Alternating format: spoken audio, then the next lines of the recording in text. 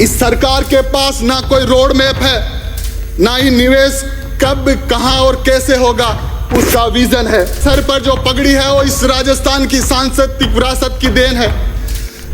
मैं उस वर्ग से आता हूं जो मेहनत करता है, वो किसान वर्ग जो आज खून के आंसू रो रहा है। और मैं आपके माध्यम से सत्ता पक्ष के साथियों को बता देना चाहता हूं को रोजगार देने के वादे का क्या हुआ। हम नौजवानों को अग्निवीर बना के इस सरकार ने छोड़ दिया। डबल इंजन की सरकार कहती थी कि हमारी सरकार आएगी तो आरपीएससी को भंग कर देंगे। आरपीएससी को भंग करने के वादे का क्या हुआ। ये भजनलाल सरकार नहीं है, ये इस प्रदेश पे वजनलाल सरकार है, ये प्रदेश पे भार है, ये वजनलाल सरकार। धन्यवाद सभापति महोदय। राज्यपाल अभिभाषण के वाद विवाद पर मुझ नौजवान को बोलने का अवसर दिया। मैं धन्यवाद ज्ञापित करता हूं सदन के नेता प्रतिपक्ष और हमारे पार्टी के वरिष्ठ नेताओं का कि पहले दिन मुझे नौजवान को बोलने का अवसर दिया।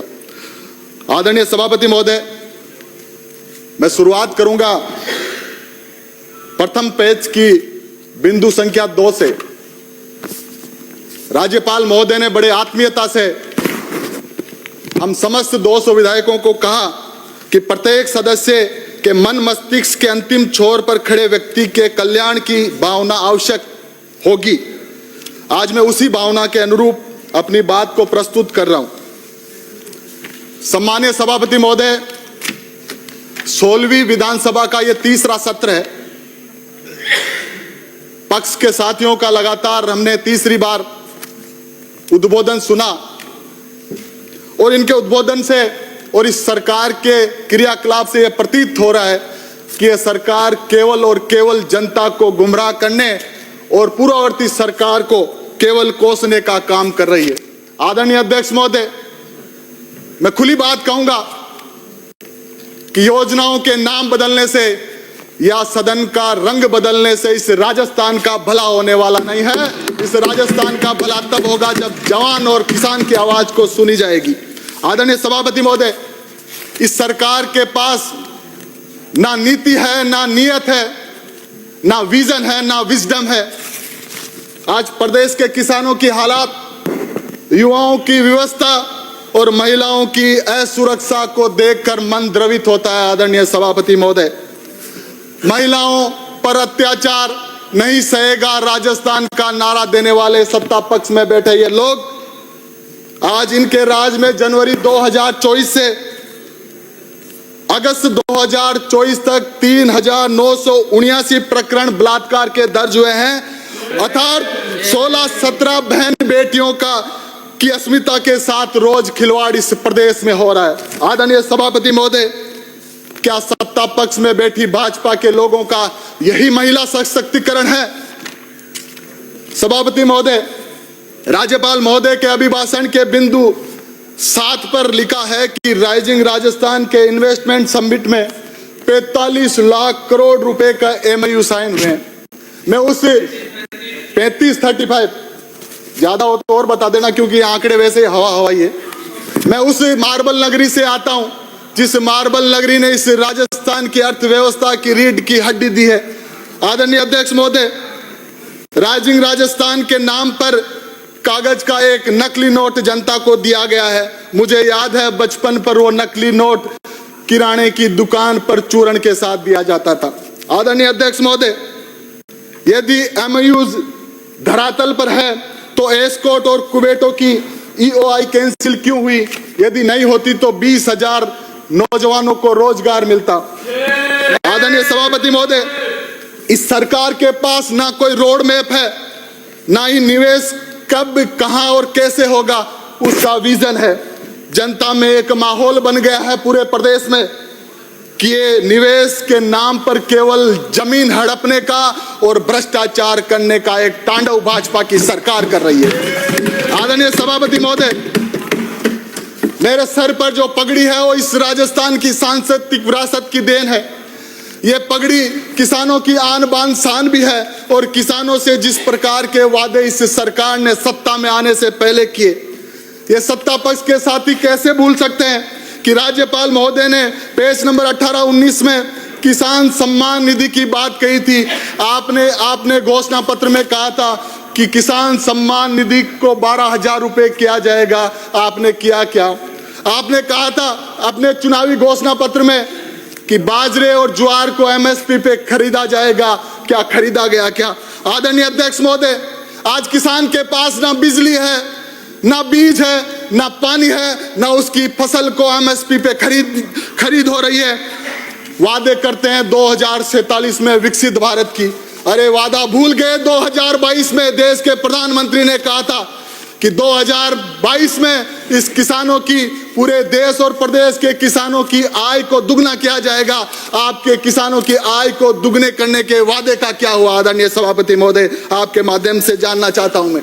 आदरणीय सभापति महोदय, मैं उस वर्ग से आता हूं जो मेहनत करता है, वो किसान वर्ग जो आज खून के आंसू रो रहा है। और मैं आपके माध्यम से सत्ता पक्ष के साथियों को बता देना चाहता हूं, किसान का एक एक आंसू इस भारतीय जनता पार्टी की सरकार पर आखिरी ताबूत का कील ठोकने का काम किसान कर रहे हैं और जल्दी वो आपके सामने आ जाएगा। आदरणीय अध्यक्ष महोदय, मैं नौजवान हूं, अपनी भावनाओं को यहां प्रकट करने आया हूं। सुन लो, आराम सुन लो। 2 करोड़ प्रति वर्ष नौजवानों को रोजगार देने के वादे का क्या हुआ? हम नौजवानों को अग्निवीर बना के इस सरकार ने छोड़ दिया। डबल इंजन की सरकार कहती थी कि हमारी सरकार आएगी तो आरपीएससी को भंग कर देंगे। आरपीएससी को भंग करने के वादे का क्या हुआ? आदरणीय अध्यक्ष महोदय, नौजवान रोजगार मांग रहा है और नौजवानों को ये ड्रग्स दे रहे हैं। और ड्रग्स कहां से आ रहा है? एमडी नाम का जो ड्रग्स आ रहा है वो गुजरात से आ रहा है। उसका रसायन, इस गुजरात के लोगों को हमने देश की सत्ता दे दी, इन गुजरातियों को हमने देश की अर्थव्यवस्था दे दी और अब भी वो एमडी नामक नशा हमारे नौजवानों के खून की नसों में दौड़ा रहे हैं। इसका हिसाब आने वाले समय में राजस्थान करेगा। आदरणीय अध्यक्ष महोदय, मुझे धूमिल की कुछ पंक्तियां याद आ रही है। एक व्यक्ति होता है जो रोटी बेलता है, दूसरा व्यक्ति होता है जो रोटी खाता है और तीसरा व्यक्ति होता है जो ना रोटी बेलता है ना रोटी खाता है, वो रोटी से खेलता है। और ये भाजपा की सरकार भी नौजवानों और किसानों की रोटी के साथ खेलने का काम कर रही है। और जनता पूछती है कि वो तीसरा आदमी कौन है? डबल इंजन की सरकार आखिर क्यों मौन है? क्यों मौन है? आदरणीय अध्यक्ष महोदय, अध्यक्ष महोदय, 1 साल से भजनलाल सरकार 8 करोड़ लोगों की आकांक्षाओं और उनके सपनों पर भार बन चुकी है। और मैं दावे के साथ कह सकता हूं सभापति महोदय, ये भजनलाल सरकार नहीं है, ये इस प्रदेश पे वजनलाल सरकार है। ये प्रदेश पे भार है। ये वजनलाल सरकार युवाओं के भविष्य पर वजन है। ये वजनलाल सरकार किसानों की समृद्धि पर वजन है।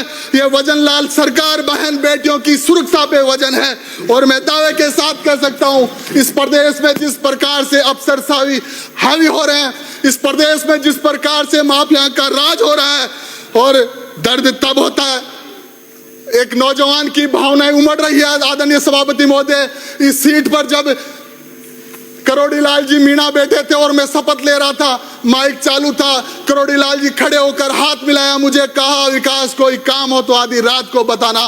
पर दर्द होता है कि एक मेहनत करने वाले आदिवासी नेता को, दलित नेता को इस प्रकार की छुट्टियां लेने पड़ती है। उसी सरकार से कहना पड़ता है कि यह सरकार मुझे अपमानित कर रही है। वो करोड़ीलाल जी मीणा, मैं पहले उनके उत्तम स्वास्थ्य की कामना करता हूं और कहना चाहता हूं, उन करोड़ीलाल मीणा जी को 2018 से 23 में नहीं सहेगा राजस्थान का झंडा आपने पकड़ाया। और सर्दी में ठिठुरे करोड़ीलाल, जेल जाए करोड़ीलाल, जेल जाए करोड़ीलाल, और माल खाए भजनलाल, मलाई खाए भजनलाल। कैसे चलेगा इस प्रदेश में? इस प्रदेश की इस प्रकार की हालत करने का जो जिम्मेदार है वो आदरणीय, आप बैठो ना बीच में, यार बीच में डिस्टर्ब कर रहे हो आप बैठो यार आप। आदरणीय अध्यक्ष महोदय बैठ जाओ, मंत्री नहीं बन रहे आप। आदरणीय अध्यक्ष सभापति महोदय, इसको डिलीट किया जाए। मेहनत किसी की, सभापति महोदय, इसको डिलीट किया जाए। आदरणीय अध्यक्ष महोदय, बदतमीजी वाली बात है। मेहनत किसी की, थोड़ी तो मर्यादा रखें। मौज किसी का। बजट पर ही अपनी बात 15 मिनट है मेरे पास, 15 मिनट। और इधर उधर बच्चे हो गए तुम लोग। जो अनावश्यक ये अचानक किरोड़लाल जी में इतना प्यार क्यों उमड़ रहा जो तुमको? अनावश्यक जेल भेजने बातें वाले हैं, तुम उसको थे।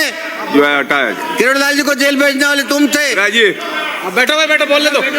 आप बैठिए, बड़ा आइए, दर्द हो माननीय रहा है, सदस्य। बड़ा दर्द हो रहा है। बैठ जाओ तो आप यार, बीच में पंचायती करते हैं मिनट। राजी ये आपके आइए, कमजोर नेतृत्व का परिणाम है कि एक नौजवान की आवाज को दबाने के लिए ये वरिष्ठ भाजपाई खड़े हो गए हैं, लेकिन ये हटवा दिया। आवाज दबने वाली नहीं है।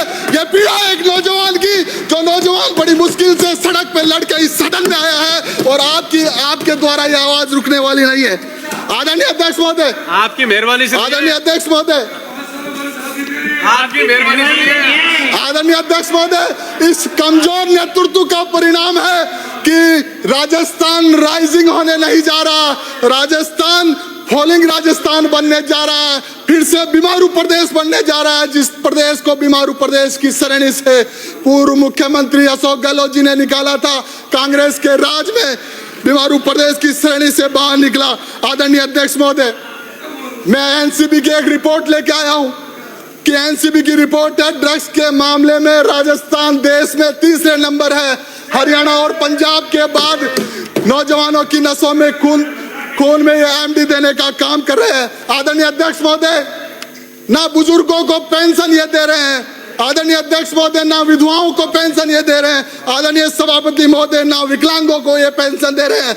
और इनकी कथनी और करनी की जो बात है, ये लोग एसटी एससी के साथ जो खिलवाड़ कर रहे हैं, उनके भविष्य के साथ आज उन छात्रों को छात्रवृत्ति देने का काम भी ये सरकार नहीं कर रही है। इसलिए ये पूरा राज्यपाल महोदय का अभिभाषण राजनीति से ओतप्रोत है। आदरणीय सभापति महोदय, और इसका अभिभाषण का ना कोई विजन है, ना कोई इनका महत्व है।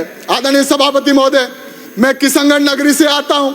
किशनगढ़ का जो संभाग का दूसरे नंबर का बड़ा हॉस्पिटल है, आज उस हॉस्पिटल में चिकित्सा मंत्री की बात नहीं मानी जा रही है। हमारे वहाँ रेडियोलॉजिस्ट नहीं है, बरसों से रेडियोलॉजिस्ट नहीं आपने लगाया, लेकिन सरकार के मंत्री के अवहेलना भी उन अफसरशाही लोगों ने की है। वीडियो वायरल हो रहे हैं बजरी माफिया हावी हो गए हैं, शराब माफिया हावी हो गए हैं, और जिस प्रकार से तांडव अजमेर जिले में है। मैं अजमेर जिले में विपक्ष का एकमात्र विधायक हूं, और वहां के मंत्री और लोग कहते हैं कि हम मुख्यमंत्री के पार्टनर हैं, जितना लूटना है इस किशनगढ़ को, अजमेर को, उतना लूट लो। बजट पे ही बात करिए माननीय सदस्य। जिस प्रकार का भ्रष्टाचार बजट पे बात करिए आप।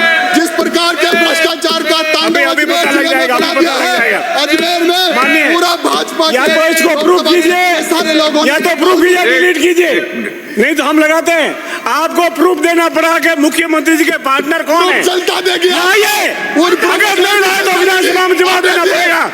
लाइए विधानसभा में जवाब, लाइए विधानसभा में जवाब, पे ये काम हो रहा है। विधानसभा में जवाब लाइए। बटन पर अगर अभी मैं लाता हूँ प्रस्ताव, इस बार को उखाड़ अभी प्रस्ताव लाता हूँ। आने वाले समय अरे साहब बैठने का आने वाले समय में जनता मैं लाता हूँ प्रस्ताव।